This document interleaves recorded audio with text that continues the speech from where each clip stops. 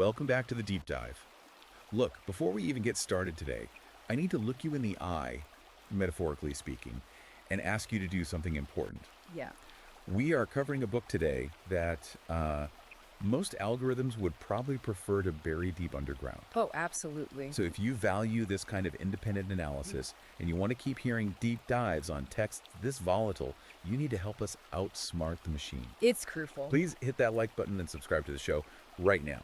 It really, really helps us keep the lights on and this conversation going. It does. Now, today we are tackling a text that is, well, it's less of a book and more of a weapon. Weapon is absolutely the right word here. We are reviewing the ebook, Emotional Totalitarianism. Women in Power, Jumped Up by Feminist Jurisprudence and Killing Western Civilization in the Womb by Conrad Riker. And Riker himself, he calls this book a cognitive battering ram. It is ultra long, it's incredibly incisive, and frankly, it is a fascinating, if brutal, dissection of modern society. And just to set the stage, this is not a light beach read. This is a manual written specifically for the red pilled, for men's rights activists, and really for anyone who looks at our institutions, our schools, our courts, our companies, and just thinks, something is fundamentally broken here, but I can't quite see the gears turning. Exactly. It's controversial, it's heavy, and honestly, you're going to want to verify some of this for yourself. You should. It's available right now on Amazon Kindle and Google Playbook, so I'd highly recommend grabbing a copy to follow along. The premise here is massive. It is. Riker is essentially describing a war, but, not one with guns and tanks. He frames it as a spiritual and biological conflict between two ancient forces, logos and pathos. Right. And to understand Riker, you have to understand those terms the way he uses them. He defines logos as the masculine principle. So logic, order, reason, structure. Objective truth. Objective truth. And then you have pathos, which he defines as the feminine principle, emotion, chaos, fluidity, subjective feeling. And his whole point is that we're living under a regime of emotional totalitarianism. Exactly. Riker argues that Western civilization has undergone a complete inversion of hierarchy. Okay, let's unpack that concept, inversion of hierarchy, because that sounds kind of academic, but Riker applies it to everything. What does he mean? Well, think about a functioning civilization as a pyramid.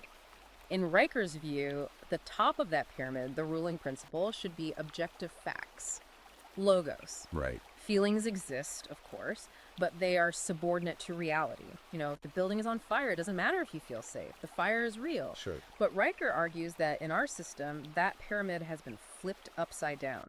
Subjective feelings, specifically the feelings of women, now dictate law and policy. So the weak, in his terms, weak in logic, now rule the strong. Precisely. So in this inverted world, if someone feels unsafe, that feeling is treated as an objective fact that needs legislation, even if the data suggests they're perfectly safe. Which he calls the subjective veto. The subjective veto. It makes emotional fragility a weapon that can override competence. And he uses a really provocative term to describe the propaganda machine that enforces this. He calls it Menkampf. Yeah, I definitely stopped for a second when I saw that. That is an incredibly loaded phrase. He's deliberately invoking the propaganda of the 1930s. He is. So how does he justify that comparison? Is it just for shock value, or is there a structural argument behind it? It's structural, 100%. Riker argues that modern feminism functions exactly like the propaganda of totalitarian regimes. To hold power, a regime needs a villainous outgroup to blame for everything. A scapegoat. A scapegoat. In the 1930s, it was specific ethnic or political groups. Today, Riker argues the designated villain is men. So the patriarchy is the catch-all excuse. It is. If a woman is unhappy, if she fails, if she feels uncomfortable, the narrative automatically assigns blame to some nebulous male oppressor. Which creates this situation where men are the root of all evil, but they're also the ones, keeping the lights on. It's a total paradox. It is. And Riker dives deep into the history of this. He doesn't just start in the 1960s. He goes all the way back. He traces what he calls a timeline of the falls. Starts with Eden. He goes back to Adam and Eve. Seriously. He does, but he reads it very differently. He sees Eden as the primal abdication. He says Adam's failure wasn't eating the fruit. Okay. It was listening to his wife instead of sticking to the rule. It was the first moment logos gave in to pathos just to avoid social conflict. Then he looks at the fall of Rome. But the big one for him, for the modern era, The turning thing. the moment the serpent got into the legislature, as he puts it, was Seneca Falls in 1848. The suffragette movement. Right. Most history books frame that as a moment of liberation. Riker reframes it completely. He argues Seneca Falls was the moment the feminine imperative was written into law.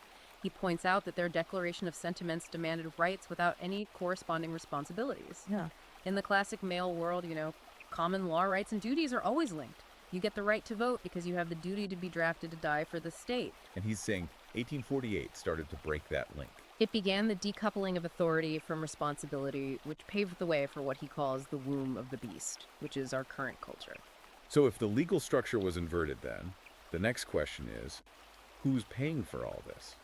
Because dismantling a hierarchy isn't cheap. And that brings us to the economic section, which he calls the parasitic ledger. Right. This is where the war metaphor moves to the economic front. Riker cites some really stark numbers here on net tax contribution. He claims that when you crunch the numbers, income tax versus government transfers, men contribute roughly 80% of all tax revenue. 80%. Meanwhile, women control about 80% of consumer spending, and they consume the vast majority of welfare and state services. So his argument is that the state is basically a wealth transfer machine. He calls it a gynocentric parasite. He says the state forcibly extracts resources from the male host, the productive class, to fund a system that actively demonizes him. So it's not just tax, it's tribute. It's tribute.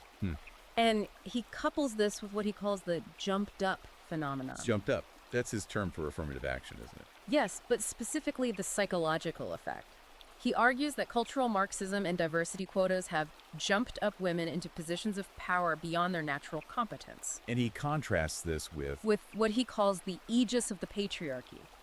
He points out that while there's a huge push for women in boardrooms, 99% of the dangerous essential jobs, the sewer workers, high voltage electricians, deep sea fishermen, are still done by men. That's a powerful point. If those men went on strike for 24 hours, no power, no water, no trucks, civilization just stops. It ends by sunset. But if the diversity and inclusion officers take a day off, nobody even notices.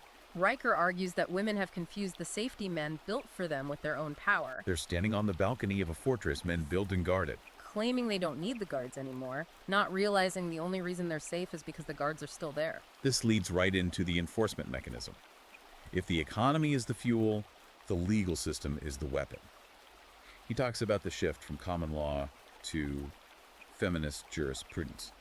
And this is where it gets really, really terrifying for a lot of guys listening. Yeah. The shift he describes is from a system based on contract and logic to one based on emotion and envy. And the centerpiece of this is the divorce industrial complex. All right.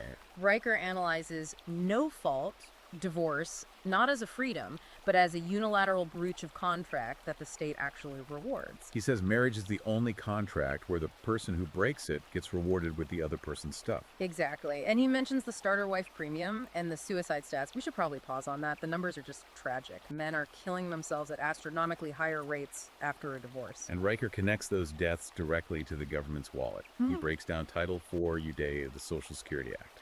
This is a crucial piece of the puzzle that most people have never even heard of. Okay, wait, let me get this straight. You're saying the federal government is essentially running an affiliate program for divorce. That is exactly Riker's claim. Title 4V is a federal mechanism that pays states based on how much child support they collect. So the state government has a direct financial incentive to break up families. More broken homes means more money for the state bureaucracy. The more processing, the more federal kickbacks. Riker calls the state a pimp, trafficking in broken homes. It's a revenue model. That is a heavy thing to realize. It means the judge isn't neutral. The judge is an agent of a system that profits from destroying the family. And inside that courtroom, you have the believe all women dogma. He calls it the solipsistic void applied to law. So if a woman feels like a victim, the system treats it as a fact. Right. He uses case studies like the Duke lacrosse scandal, where DNA evidence was just ignored for months because it contradicted the narrative, and of course the Johnny Depp versus Amber Heard trial. For Riker, that trial was the smoking gun, wasn't it? It was the moment the mask slipped.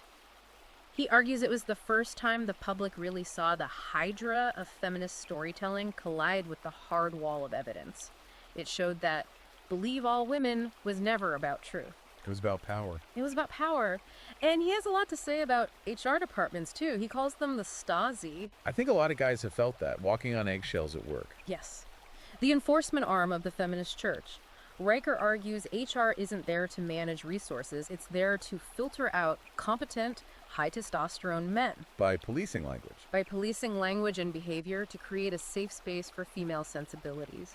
They define toxic as anything assertive or masculine, and in doing so, they neuter the competitive drive that actually creates value. This connects to the psychological warfare part of the book. He leans heavily on the philosopher Schopenhauer here. He does. He cites Schopenhauer's essay on women a lot, specifically the concept of the eternal present. The idea is that men are wired to think about future consequences, about justice. Abstract principles. Right. But the feminine imperative is hyper-focused on the now current comfort, current emotion. And Riker uses this to explain the solipsistic void. That's a term he uses constantly. Can you define that for someone who might not be a philosophy major? Sure. Solipsism is the idea that only your own mind is sure to exist. Riker uses it to describe a cognitive state where a person can't tell the difference between their internal feelings and external facts. So I feel unsafe becomes you were dangerous. Even if you are just standing there silently, the internal emotion completely overwrites the external reality. And he says this weapon, this focus on feeling over fact, is now being turned against boys in schools. The war on boys. Riker argues the education system has basically pathologized normal male energy. Boys get diagnosed with ADHD and drugged just for being high energy and physical. Right. They've taken the trivium grammar, logic, and rhetoric out of schools to stop critical thinking.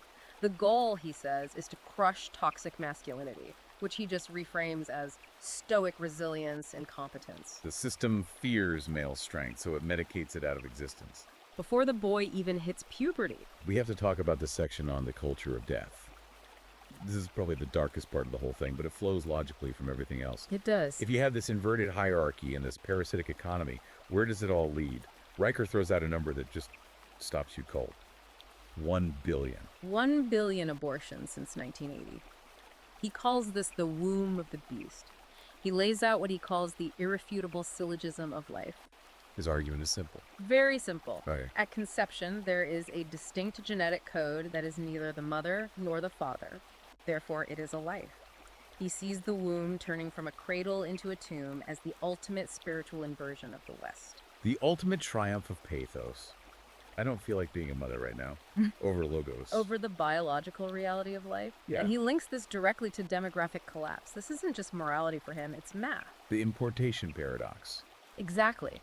Riker argues that because Western women, driven by the career woman myth, are refusing to reproduce at replacement levels, that's 2.1 children per woman, the state is mathematically forced to import populations from the third world. So he's framing the Great Replacement not as some shadowy conspiracy, but as a policy necessity. It's a mathematical inevitability of feminist policy. If the domestic population doesn't produce future taxpayers to fund the parasitic ledger, the state just imports them. He says feminism literally requires the replacement of the native population. It's cause and effect. Cause and effect. Okay, so the picture Riker paints is bleak. I mean, we're talking institutions captured, economy rigged, demographics collapsing. But the book isn't just a black pill. Not at all. He has a whole section on the androcentric reformation. So let's pivot. What does Riker actually want the listener to do? He pivots to a call to arms, but it's not a call to violence, it's a call to competence. His first step is intellectual. Men need to relearn the trivium. Grammar, logic, and rhetoric. You have to master them so you can dismantle these emotional arguments in real time. You can't fight I feel with I feel. That's fighting on their turf. You have to fight it with this is illogical. And then there's the economic strategy. He talks about going galt from Atlas Shrugged. Strategic underemployment. The argument is simple. Stop feeding the beast. If the state uses your tax dollars to demonize you, minimize your tax burden. Right. Don't work 80 hours a week just to fund the HR department that hates you. Exactly. And he also advocates for a marriage strike, refusing to sign a state marriage license that puts a gun to your head over your assets and your kids. He's also big on parallel institutions. He mentions Bitcoin. Yeah, this is a fascinating distinction he makes. He calls Bitcoin and crypto masculine money, proof of work. It's based on energy, math, physics. You can't fake it. And he contrasts that with With the fiat system, which he calls feminine because it's based on feelings, social consensus, printing money out of thin air proof of stake. He says men should move their wealth into systems that respect physics, not the whims of the Fed. And he brings it all the way back to the physical body. The gym. The gym as a monastery. Riker sees physical training not just as health, but as a return to order. In a chaotic world where truth is relative, 500 pounds is always 500 pounds. Gravity doesn't care about your feelings. It doesn't care if you identify as strong. It is the one place where objective reality still rules.